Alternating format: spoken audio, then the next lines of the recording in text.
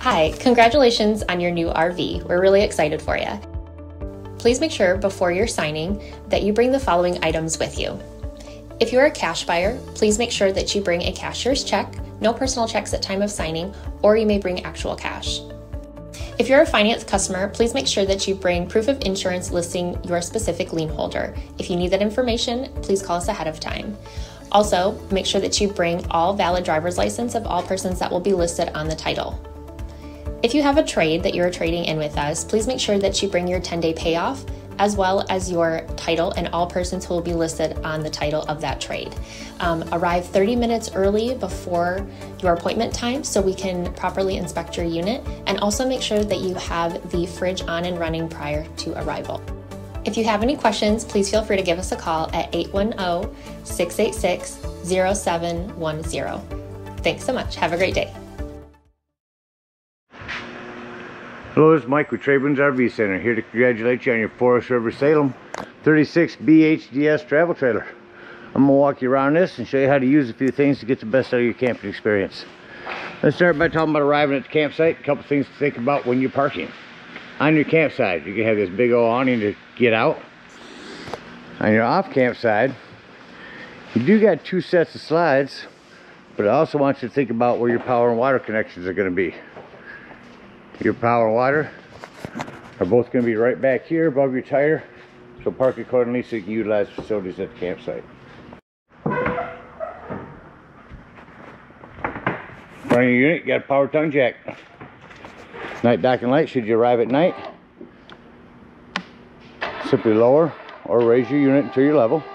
Should you lose power, you do have a manual override right here. That little hand crank right there will get this up and down if you lose power. Speaking of power, check your battery posts now and then. Make sure those haven't wiggled loose going down the road over time. Once we got our unit level, next thing we're going to do is stabilize it. All four corners of the unit have these stabilizing jacks. Get a 3/4 inch hand crank. Get on there and run these down just until they're taut. Remember, our unit's level already. All we want to do is stabilize it at this point. Get these down taut onto some stabilizing jack pads. Once you got all four of them down, front and back, you got our unit level and stable, we can hook up our power and water. Your power cord, big long 30 amp cord, stores right inside the side of your unit. So we pull it out and plug it in. If you need to plug into a 110, your convenience pack will have a 30 to 15 amp reducer. Got our water hooked up. Let's hook up. Got our power hooked up. Let's hook up our water. At the campsites, we will hook up to city water connection. First and foremost, your water pressure regulator. This water pressure regulator is going to reduce water pressure to 40 to 50 psi, protecting the lines in the unit. Always use this when putting water into the unit. Don't know what the water pressure is at different campsites, that's why you want to use these. Put that on, hook up your hose. If you don't turn your hose on yet, let's find your hot water heater.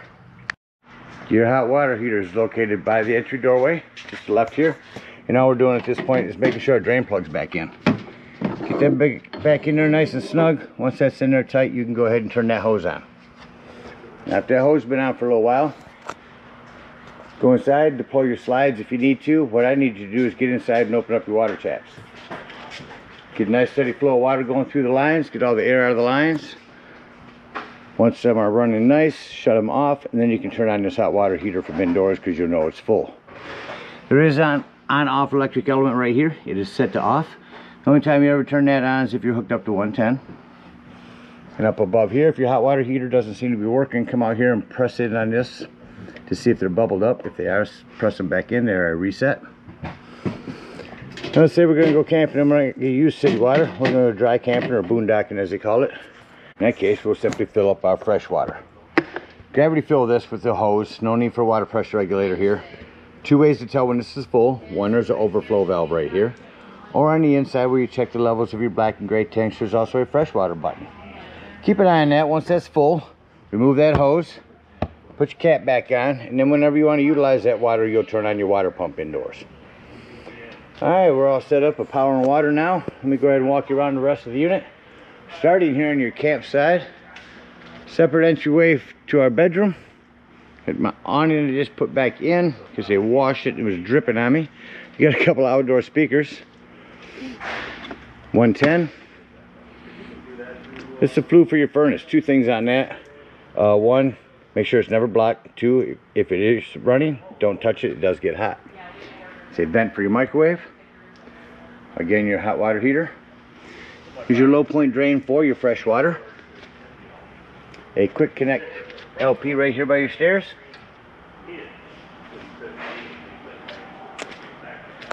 Big storage area up here in the front with your hitch work. You're prepped for solar. You can plug in a solar panel right here and that will trickle charge your batteries. Do have a level on here, so keep an eye on that when you're bringing this up and down. Your propane does have a cover and a regulator. Another level up front. Beside your battery, you also have a battery disconnect. That'll disconnect all the battery power to the unit. That'll come in important later when I talk about your carbon monoxide and propane detector. Coming down your off camp side. Not much to talk about other than your slides till we get between them. And we got a lot to talk about. Again, your power. Quarter store inside.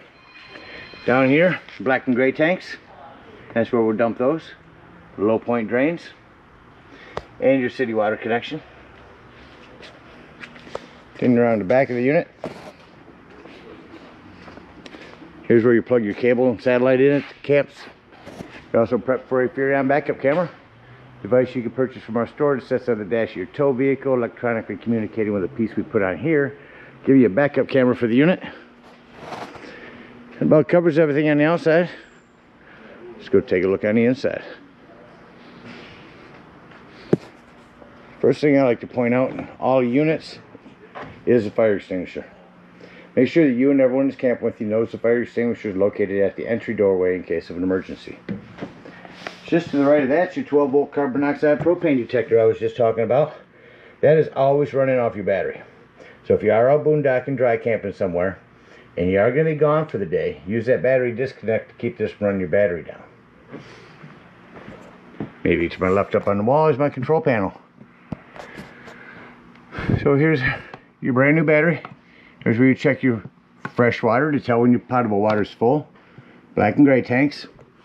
Down here's where you turn on your water pump if using potable water. Your water heater.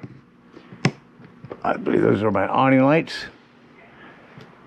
Interior lights. Slide control and awning control. I'll run your awning out real quick because I want to show you what to do with these.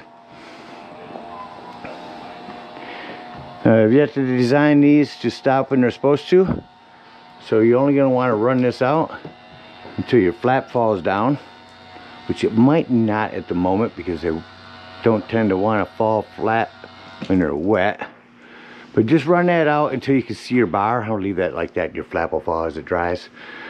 Once you can see your bar as far as you want to go, if you're not paying attention, these will run themselves out, run themselves up backwards. So keep an eye on it. Run it out just as far as you need to.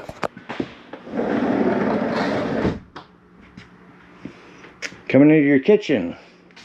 Big sink. Self-explanatory microwave.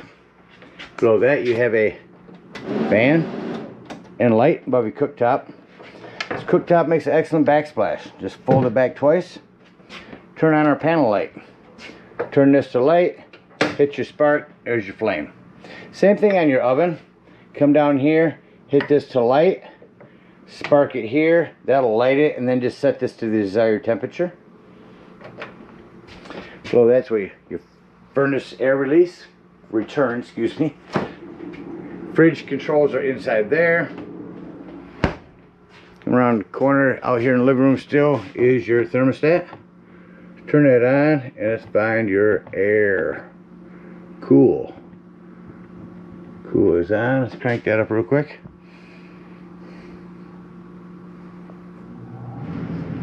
Here's that running. You also have a quick dump. Just pull on that. That'll open up, let some cool air down. I'm going to shut your AC off.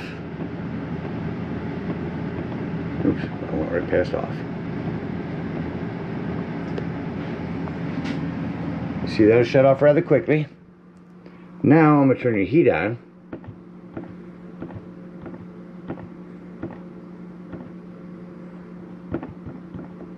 Let you hear the furnace kick on.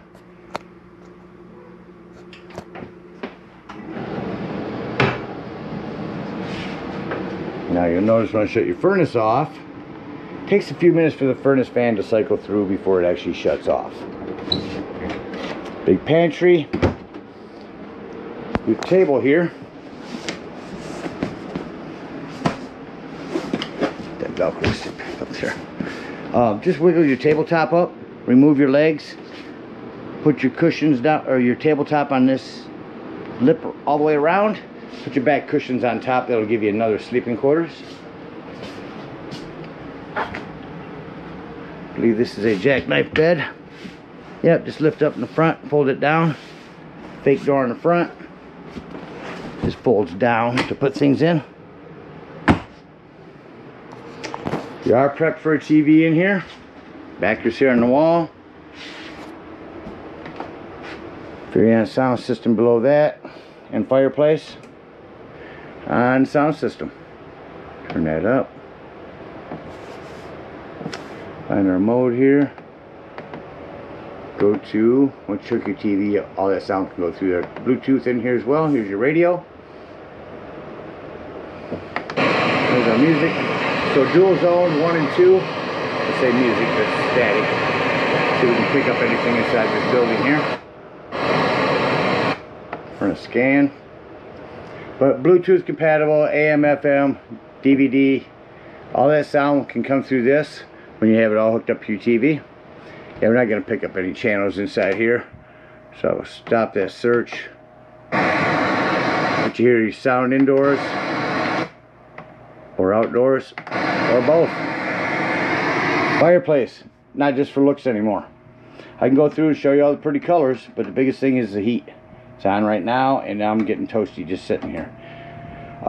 If you're plugged in at a campsite, if it's chilly in the morning or evening, instead of wasting your gas, turn this heater on high, and it will get it toasty in here in no time. Back to your bunk area, closet, individual lighting. You're also prepped for a TV here. Backer and cable, 110.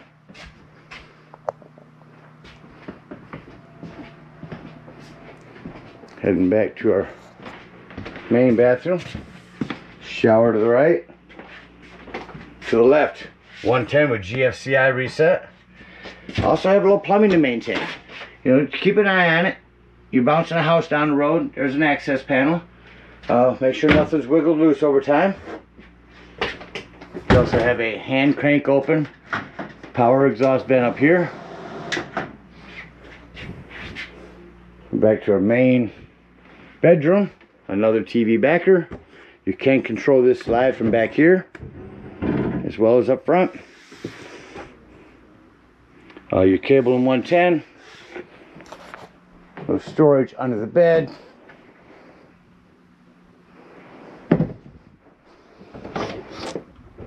And that about covers everything on the inside. Just act like we're leaving the campsite and close the unit up. What I like to do is say doors and drawers. Walk through the unit, make sure all your doors and drawers are closed. Nothing's going to impede any of your slides from coming in. Then start in the back. Start shutting off some lights. Make sure nothing's going to impede your slide from coming in here. Start working ourselves forward. Oh, my lights here.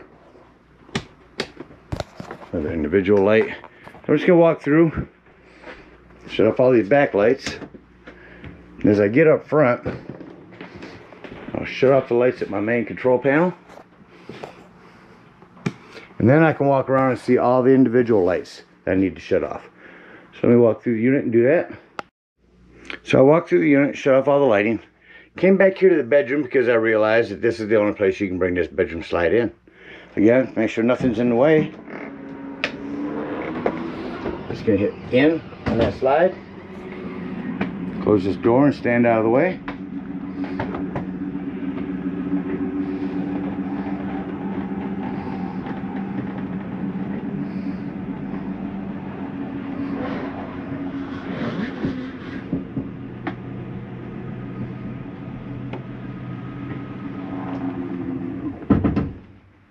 So it slides in, shut this light off, exit the door and go around.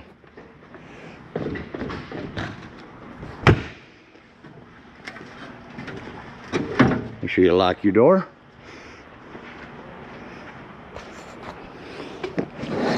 Now we can close our front up. Guys, you can slide in. Actually, I'm gonna walk back here and close this bathroom door again. And we'll hit slide in and bring this all in. Again, make sure our doors and drawers are closed. Nothing's gonna be in the way of this slide coming in.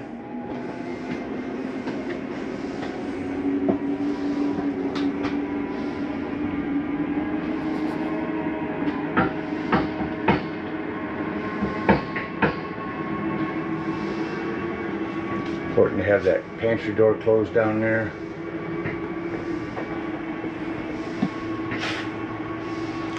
Now, as it finishes coming in, I want you to hear. It's done. Shut off my lights. Exit the unit.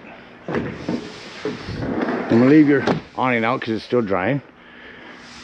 Lock our door. Lift and fold these up. If we are out boondocking, we're gonna open up this low point drain right here and drain our freshwater tank.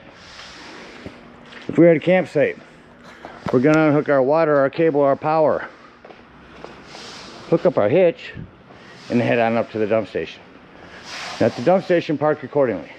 Your dump's gonna be behind your tires on your driver's side of your tow vehicle. Got a 10-foot hose here. Take and hook that up, pull that black handle,